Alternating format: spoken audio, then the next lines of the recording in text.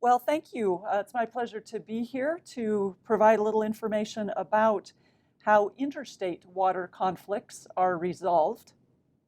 There are basically three main methods that water apportionments or water conflicts can be resolved among states. These aren't only in the western part of the United States. There are compacts throughout river basins across the United States.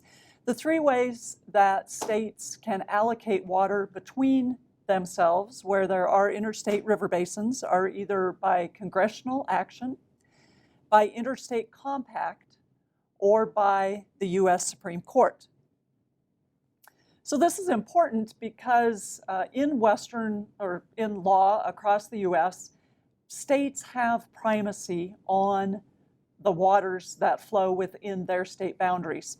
So the state lines really mean something when it comes to the management of water supplies. The two main differences between how waters are allocated between the states, one is by compact and one is by decree. Compacts are when the states can agree and reach some sort of settlement between themselves, and then that compact is ratified by Congress. Decrees are essentially when the states couldn't agree, and litigation is held almost always in front of the U.S. Supreme Court. Congressional equitable apportionments are an option, but they are quite rare. I do work for the Wyoming State Engineer's Office. I've been working on interstate activities for about 26 years. Just wanted to put up a map showing where Wyoming lies in the west. We are a headwater state. And as you can see from this map, we do participate in most of the major river basins of the West. Before I get into some specific examples, Wyoming is party to 7 different interstate compacts and 2 U.S. Supreme Court decrees. One of those Supreme Court decrees was actually one of the earliest allocations among the states, and that was on the Laramie River that we share between ourselves and the state of Colorado, and that was a Supreme Court action back in 1922. Most of the negotiations, either for developing interstate compacts or the litigation, was held somewhere between the 1920s and the 1950s. In most of our agreements, the water rights that are in place, I think you've heard about the prior appropriation doctrine. So our permits that the state have issued for beneficial use of water, those water rights are recognized as of a specified date that's generally detailed out in the compact or the court decree. And then any water that's considered over and above what those water rights were then allocated between the member states. Those allocations can be done sometimes on a percentage basis, or sometimes they're based on firm values or firm numbers, perhaps at a stream gauge.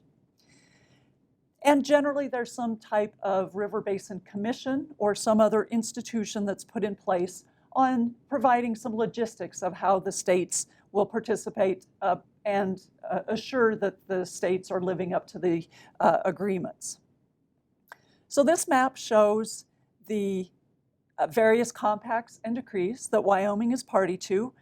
Since we have limited time today, I'm really just going to concentrate on 2.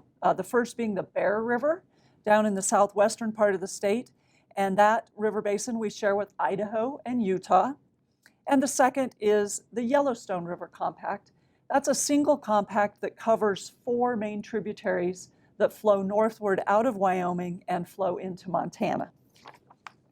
So let's start with the Bear River Compact. It's unique in a few ways. The first is that it's our only compact that has been amended. It's also unique in the number of times the Bear River crosses state line boundaries. It originates in Utah, flows into Wyoming, flows back into Utah, flows into Wyoming, goes into Idaho, before eventually dumping into the Great Salt Lake. So with all of these multiple river basin crossings, each state has to have some assurance of how much of the river basin is under their authority to allocate. It is also unique in that there are no federal storage facilities, either from the U.S. Bureau of Reclamation or the Corps of Engineers. The compact actually describes how these water emergencies, which is defined in the compact, and again, you have heard about the prior appropriation doctrine, which is how each state will determine which of their water rights are available to get water at any given time. You can think about this water emergency of the compact of being an additional layer of administration. So there is staff that works for the commission, and they let each state know how much water they can have out in their respective states at any given time. Each of our 3 states have field personnel who then go to each of the diversions or the head gates and determine whether we are in compliance with those amounts of water that the River Basin Commission engineer manager has told us that we can have out during any given week. The commission in the Bear River is made up of 3 governor-appointed people from each of the states, so that would be 9, 3 from each state, plus 1 federal chairman who has non-voting status. I mentioned this was our only compact to have been amended. It was amended to allow some additional storage and additional depletions or additional use in the upper basin states. The second river basin compact that I would like to talk about briefly is the Yellowstone Compact. This is a compact that we share with Montana, although the state of North Dakota did also sign, but they are really a very minor player. I think the Yellowstone is a nice example of a compact. So again, an agreement where the states did come to agree on the provisions that are in the compact. But because the state of Montana felt that Wyoming was not living up to the provisions of that compact, they actually brought litigation against the state of Wyoming. So back in 2007, the state of Montana sued the state of Wyoming. Since it's 2 states suing each other, then the U.S. Supreme Court is the court of original jurisdiction. As I mentioned, the Yellowstone Compact covers 4 main tributaries, but the Montana litigation eventually wound up just covering one of those compacts, the Tongue River. The U.S. Supreme Court, in these types of very detailed and very difficult court cases, will generally name a special master. That special master then has the authority to hear the evidence. In our particular example here, we actually held trial for over 2 months, where experts on both sides are then brought before the special master and questioned by our legal counsel to provide evidence on why we believe, in Wyoming's case, we did not violate the compact.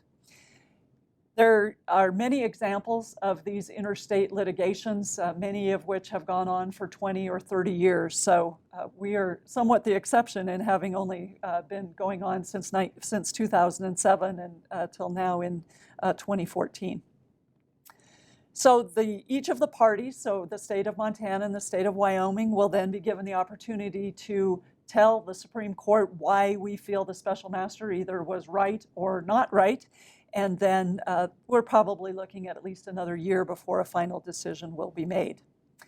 Again, I think the interesting intersection of both types of ways of allocating water come into play here, in that once the Supreme Court issues their ruling, then it will be up to the Compact Commission that was put in place by the Compact to then decide how to instigate or put into place the rulings that the U.S. Supreme Court makes.